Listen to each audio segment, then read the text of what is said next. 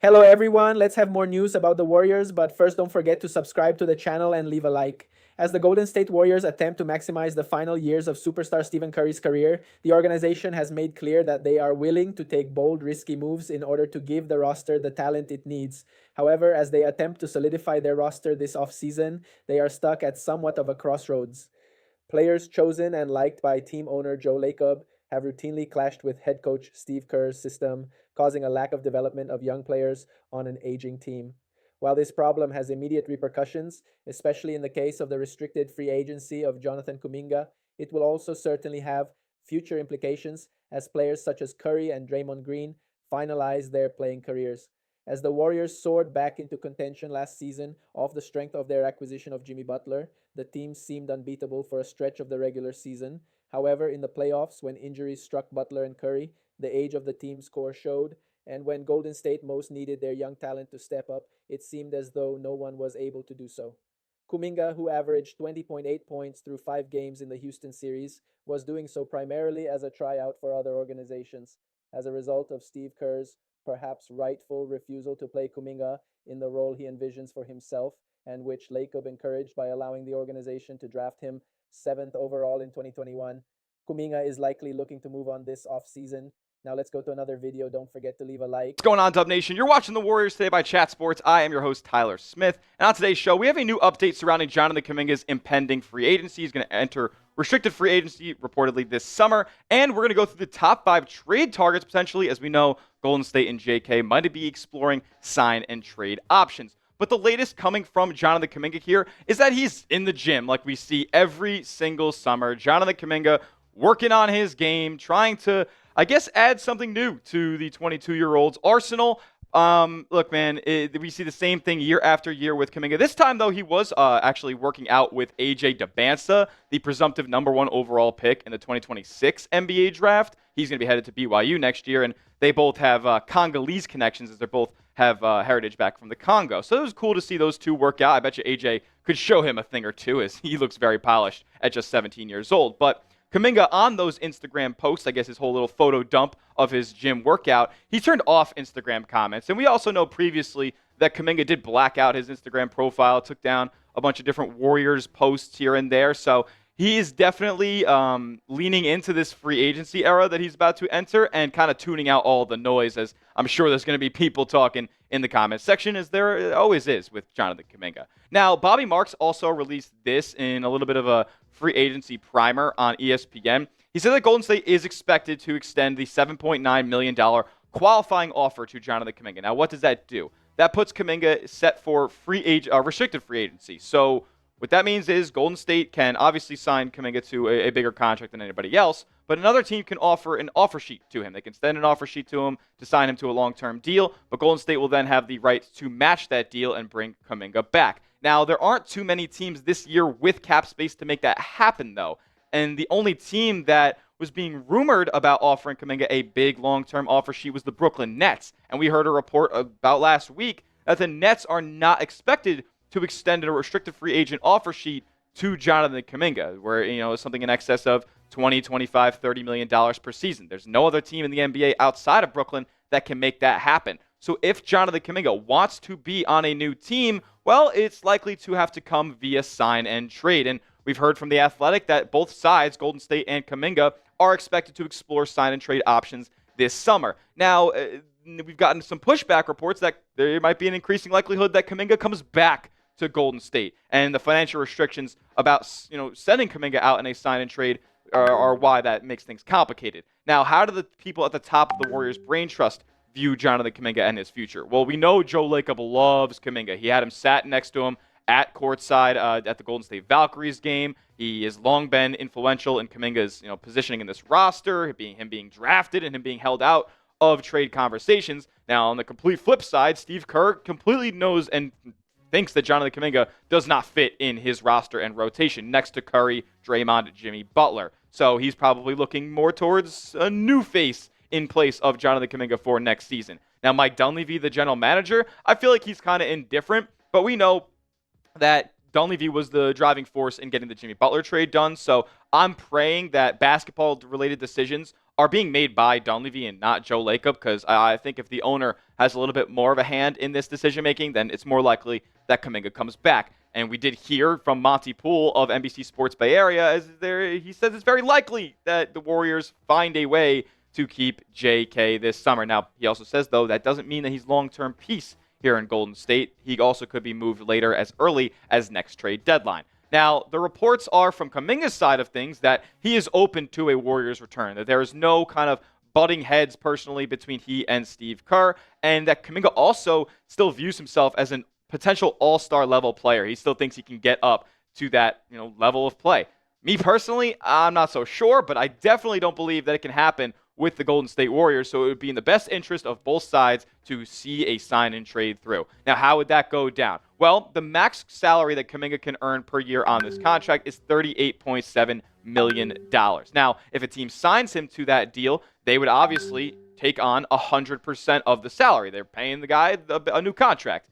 Now, from the perspective of Golden State, they would only be sending out 50% of that new contract. So if Kuminga gets $25 million, Golden State would only be able to take back $12.5 million back in the deal unless they added other salaries to match it. Now, you obviously have to match salaries in trades in the NBA, and Kuminga can be aggregated with other contracts on Golden State's books. So what do you guys think happens with Jonathan Kuminga at this point? As what's today? June 9th? What happens with JK? Do the Warriors trade him or do they keep him? T for trade, K for keep. Let me know what you think down in the comments section.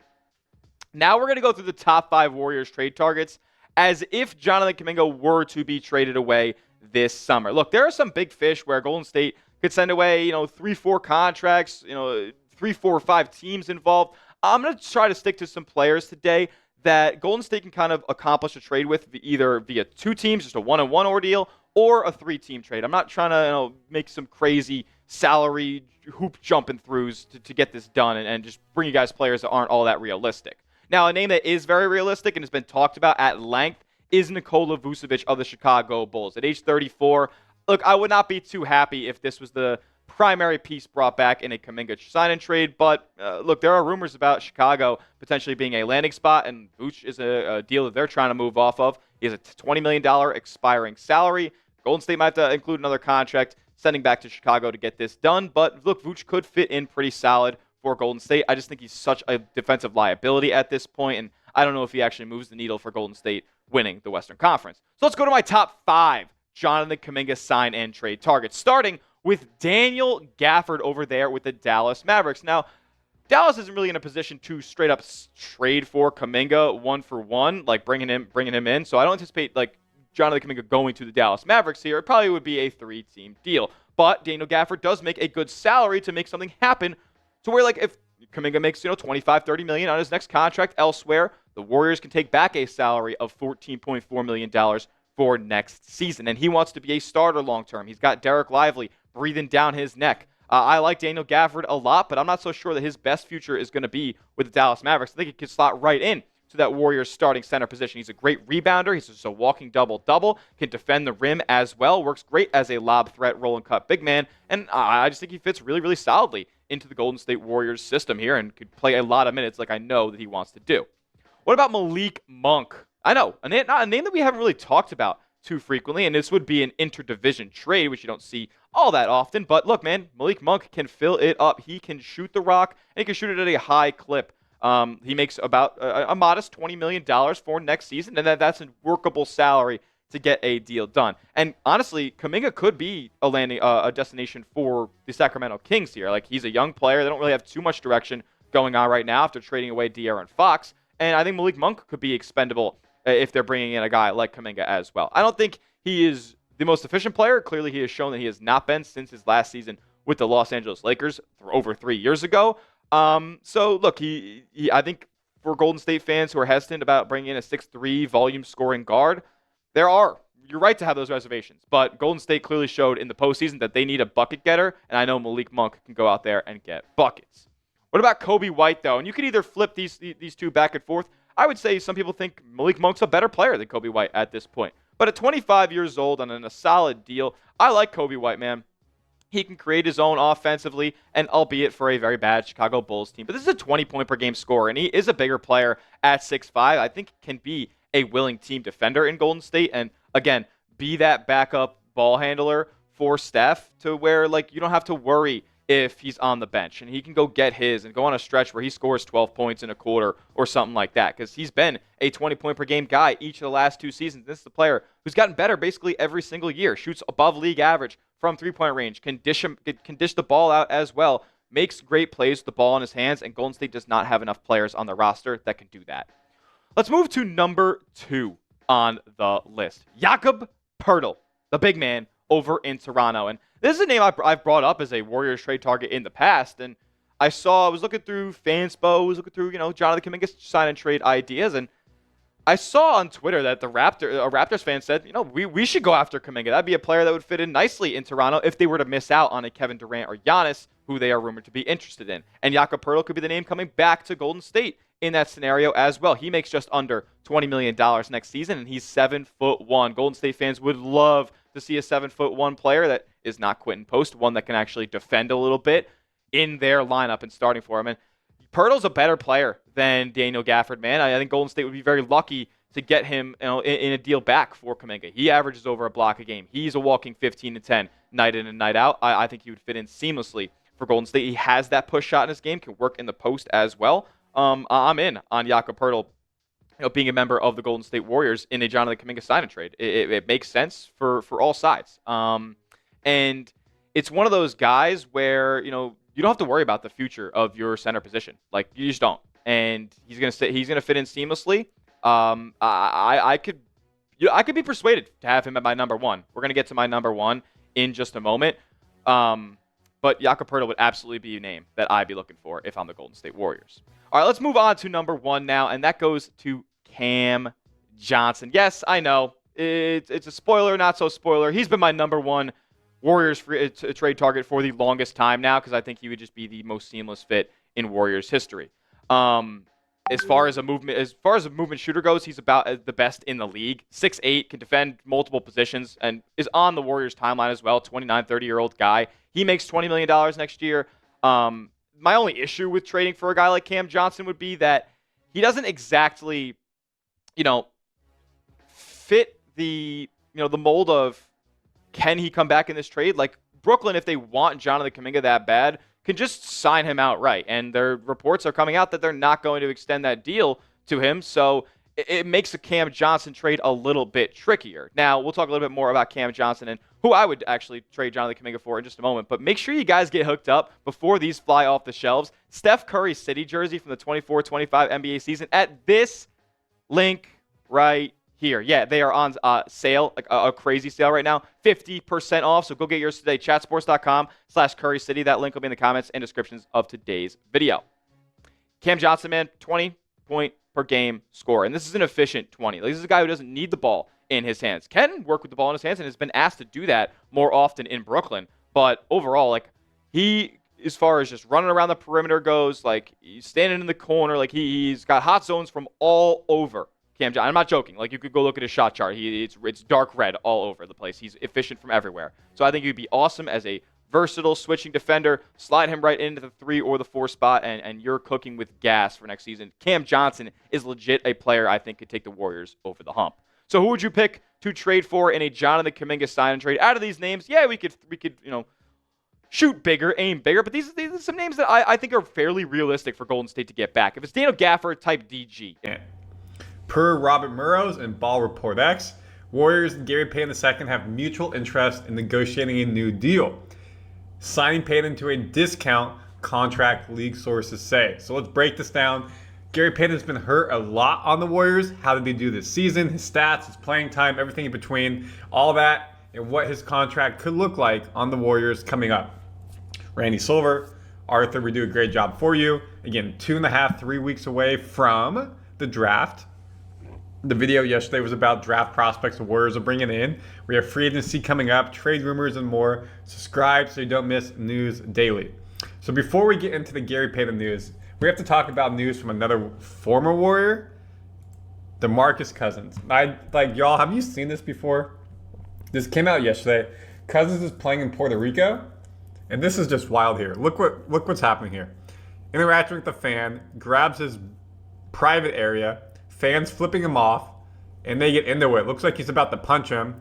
Players having to separate them. The Puerto Rican fans getting into it. DeMarcus Cousins, folks, is 7 foot. You do not want to mess with 7 foot 250 easily. And this is crazy that the fan just doesn't care. You think this is the end of it? No. Then DeMarcus is leaving. I think he got kicked out of the game for it. Well, he's kicked out, but I'm assuming that's why. Now the fans are all flipping him off. He's rubbing his shoulders up. Look at that. He's ready to go, ready to fight. It gets worse. He's leaving the court. Fans yelling at him. He's drawn back. And fan gives the middle finger. He puts something in his face. Middle finger's up to them. And fan clearly throws a drink on DeMarcus. And he goes apeshit. Now all these fans, Malice at the Palace round 2. Thankfully, we're not fighting the fans. But look at this. DeMarcus is gone because he's getting held down by players, coaching staff, security. He's trying to fight his way to get to these fans. They're doing a great job first off, they're doing a terrible job on the fans who are throwing drinks. I hope they all get fined, arrested. You can't do this. But to keep DeMarcus from doing something that will harm him, losing money, going to jail, all that, to get him into the locker room, because obviously he is extremely hot. Good job by that security. Obviously, you hate to see the situation happen. DeMarcus has a lot to lose here in terms of financial wealth, in terms of playing there. If he continues to play, probably not after this situation. But nice job to hold him back so it doesn't escalate worse, because if he gets in the stands, this could have been another Malice at the Palace. Oh, glad that does not happen regularly, but shame on the fans for throwing drinks. That's uncalled for. I'm sure there's more to this story. To the story that we have for you today. Again, we keep you updated on everything Warriors, past and present. Gary Payton II looking to come back. Kuminga potentially looking to come back to the Warriors unless something changes. Now, Kuminga is a bit more fluid, folks. Payton has said he wants to come back. This was in his off-season extra interview. He's earned $18 million the past 2 years. Hopefully, I can run off a couple more years in this league. It would be great to do it here, aka San Francisco, Golden State Warriors. I love this organization. I love playing for Steve Kerr. Love the guys they bring in to try to help win. They know how I feel. We'll take it one day at a time. And of course, the Bay loves Gary Payton II, a fan favorite. And the players love him too. He's a great person inside the locker room on the court. So again, you look at his contract, Gary Payton II, number 4, $9 million. We own his bird rights, meaning we can give him the most money out of anybody. He's an unrestricted free agent, though, so he can go do his own thing. If you look at the Warriors' total salary, $170 million. Basically $59 million, $54 million, $25 million between 3 players. To get to the first apron, $24 million. That's basically where we're stuck at because of previous years of cap penalties. So, $24 million. That means Payton at a discount, he's making $9, maybe between, we'll call it 4 to 6. Now that gives you still $24 million minus 4 to 6, 16 to 18 million, 20 million, that range, to still have to use on free agents. You're going to bring Looney back. Is that $8 to $10 million? Kuminga, $20 million. If you bring him back, boom. Now you're basically at your first tax apron, meaning the Warriors may have to go over this to continue to bring in quality talent. Look at OKC. Look at Indiana. Why are they winning? One team chemistry, which the Warriors had really good post Jimmy Butler. Pre Jimmy Butler, it was tough, but they have depth in numbers. Sound familiar? Mid 2010 Warriors winning with depth in numbers. A lot of young players need to step up, but to make that happen, Gary Payton has some endorsements off the court, I assume. He's made some money. Doesn't need all of it, but that's where, if you look again, $170 million right now. Cap space is $16 million. We can go up to the first apron space, $24 million. If he takes $4 to $6 million, that leaves about $20 million, $18 million for more players to come in. Is that going to get you Kuminga?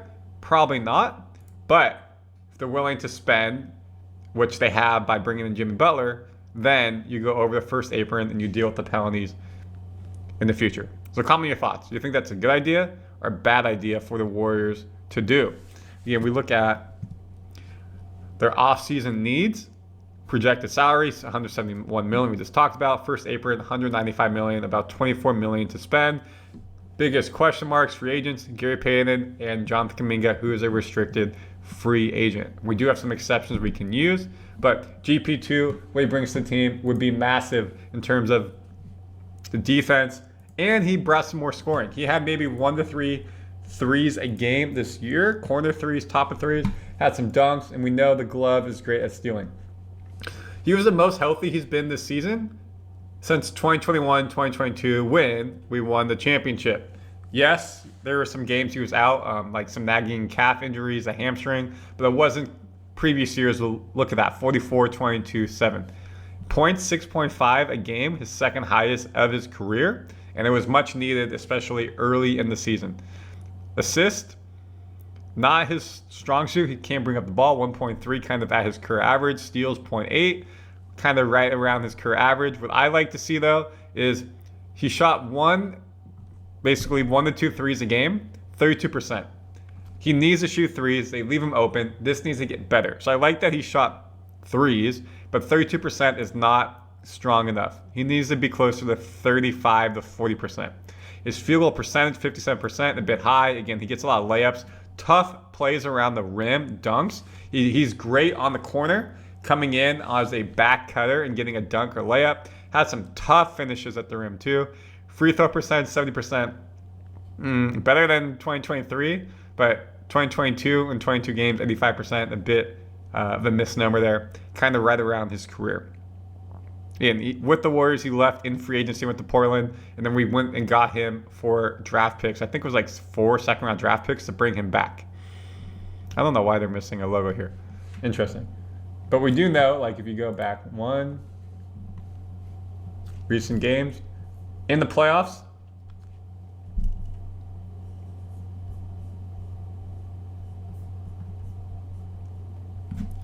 he wasn't much of a scorer against Minnesota. Didn't play a lot of minutes in that last game, but leading up to it did, especially Steph Curry out, was on Ant Edwards, was doing a nice job kind of frustrating him a bit in the first half, then Edwards really got off in the second half. But we need more scoring. That's his liability on the court, is good defense, but then you're basically a 4 and 5 on offense. He can make some threes, as I talked about, can get to the rim, but not consistent enough. Look at the conference finals, had a big game of 16 points. When Payton's scoring 10 to 12 a game, usually the Warriors are winning. That's big for us, but he doesn't do that consistently enough. I do like what is happening. As the Golden State Warriors enter their off-season, one of their primary missions is to find an upgrade at the center position, one that can provide defense and rebounding to a size-deficient rotation. In a mock trade featured on Fadeaway World, the Warriors would receive Onyeka Okongwu, the 24-year-old depth big man from the Atlanta Hawks, as their solution to this need, providing physicality and rebounding ability to the team. However, the proposed return package for Okongwu, which includes Buddy Hield, Moses Moody, and a 2026 first-round pick, is much too hefty a price for the young center, and with tradable assets such as Kuminga in play, Golden State should be able to target a more experienced and effective player to fill this need. Okongwu, who was drafted 6th overall in the 2020 NBA draft, had a slow start to his career, struggling to find significant minutes behind Hawks center Clint Capella.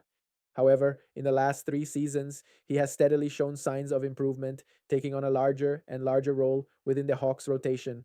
Last season, Okongwu averaged 13.4 points, 8.9 rebounds, and 2.3 assists through 74 games, 40 of which he started. At 6'8", Okongwu is not necessarily among the largest centers in the league, but at 235 pounds, he brings size and physicality that enables him to put up highly effective numbers on both the offensive and defensive glass. In their series against the Houston Rockets and Minnesota Timberwolves, this is something the Warriors struggled heavily with. Although they have players such as Kevin Looney and Trace Jackson-Davis in the wings, neither was particularly effective against behemoths such as Steven Adams and Rudy Gobert, resulting in extra opportunities for their opponents' offenses. And you, fan, what do you think about Onyeka Okongwu's situation? Leave your opinion in the comments.